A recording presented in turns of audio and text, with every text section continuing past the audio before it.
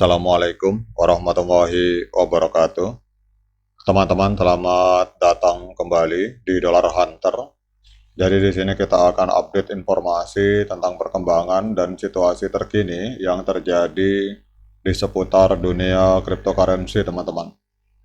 Namun seperti biasa, sebelum kita berbicara tentang dunia kripto, mari hari ini kita berdoa bersama-sama memohon kepada Allah agar kita semua senantiasa diberikan nikmat berupa kesehatan dan juga diberikan keberkahan dalam setiap rezeki yang kita terima pada hari ini, teman-teman.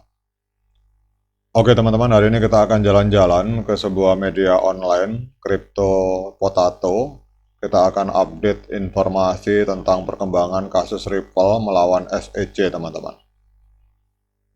Jadi kalau kita lihat di sini sudah lebih dari 3,5 tahun sejak Komisi Sekuritas dan Bursa Amerika Serikat atau SEC mengajukan gugatan terhadap Ripple, menuduh perusahaan tersebut dan beberapa eksekutifnya melakukan penjualan dan penawaran sekuritas tanpa registrasi melalui penjualan XRP, teman-teman.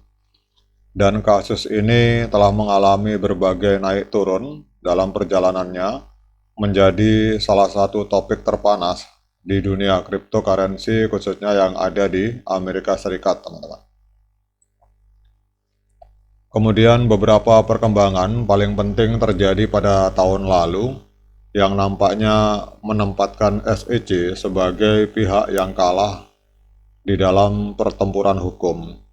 Pada bulan Juli tahun 2023, Hakim Analisa Torres memutuskan bahwa penjualan Ripple ke platform perdagangan sekunder itu bukan merupakan penjualan atau penawaran kontrak investasi, teman-teman. Jadi kalau kita lihat di sini untuk penjualan token XRP yang dilakukan di market seperti misalkan Binance atau Coinbase atau market-market lain, itu bukan merupakan penjualan sekuritas. Kemudian tidak lama setelah itu, para hakim juga menolak niat dari regulator untuk mengajukan banding terhadap keputusan tersebut. Sementara CEO yang bernama Brett Garlinghouse dan ketua eksekutif yang bernama Chris Larsen itu dibebaskan dari semua tuduhan, teman-teman. Kemudian kasus ini memasuki fase persidangan pada April tahun ini, dan resolusi atau keputusan mungkin akan bisa hadir kapan saja, namun kompleksitas proses hukum dan faktor-faktor penting lainnya itu dapat memperpanjang gugatan ini tanpa batas waktu yang belum ditentukan, teman-teman. Kemudian kalau kita lihat di sini, potensi hukuman terhadap Ripple ini nampaknya menjadi bahan perdebatan. Jadi SEC awalnya menuntut denda sebesar 2 miliar US dollar pada perusahaan tersebut. Sementara Ripple bersikeras mereka bersedia untuk membayar tidak lebih dari 10 juta US dollar. Kemudian baru-baru ini SEC juga menurunkan tuntutannya dari 2 miliar US dollar menjadi 102,6 juta US dollar, teman-teman. Kemudian di sini ada kalimat bahwa Ripple menghindari membandingkan hukuman penyelesaian Terraform dengan keuntungan kotor dari tindakan pelanggaran. Jadi rasio tersebut 420 juta US dollar jauh lebih tinggi 11,7%. Menerapkannya pada 876 juta US dollar dalam keuntungan kotor yang diminta SEC untuk dikembalikan, menghasilkan angka yang jauh lebih besar, yaitu denda sebesar 102,6 juta US dollar. Jadi kalau kita lihat di dalam laporan ini, jadi intinya hakim ini meminta, teman-teman, SEC meminta bahwa seharusnya tidak layak bagi Ripple untuk meminta denda 10 juta.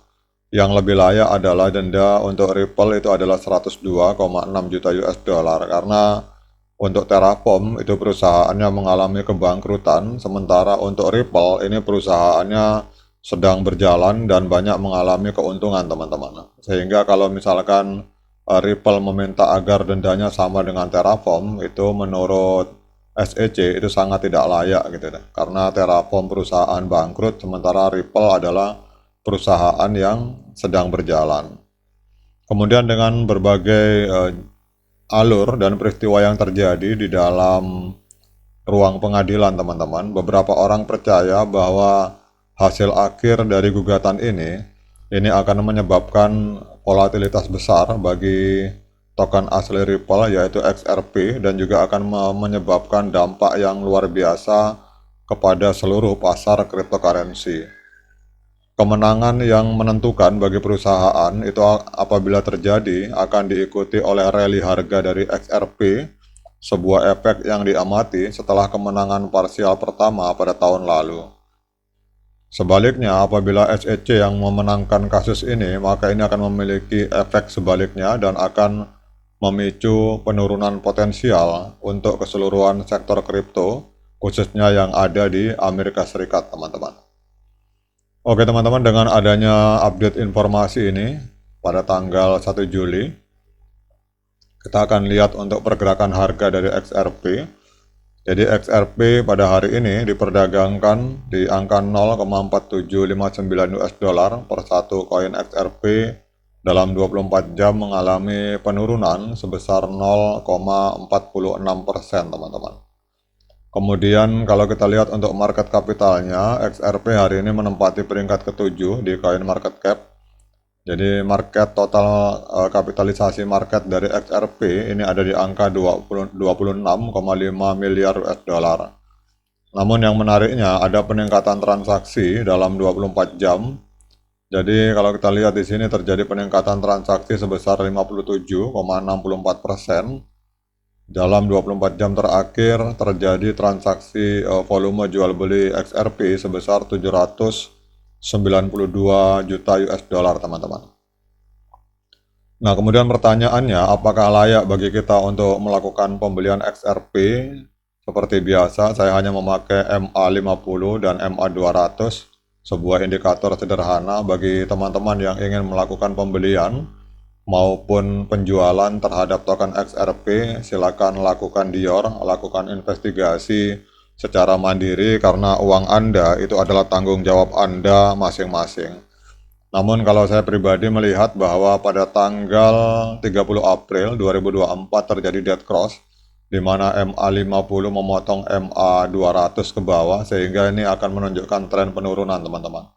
Dan kita tidak tahu sampai seberapa kedalamannya harga dari XRP akan turun, tetapi saya akan masuk membeli XRP pada saat MA50 memotong MA200 ke arah atas, atau pada saat terjadi golden cross. Pada saat itulah menurut saya adalah saat yang tepat untuk melakukan pembelian. Oke teman-teman, demikian update informasi ini, semoga bermanfaat bagi para XRP Army. Sekian dari saya, Assalamualaikum warahmatullahi wabarakatuh.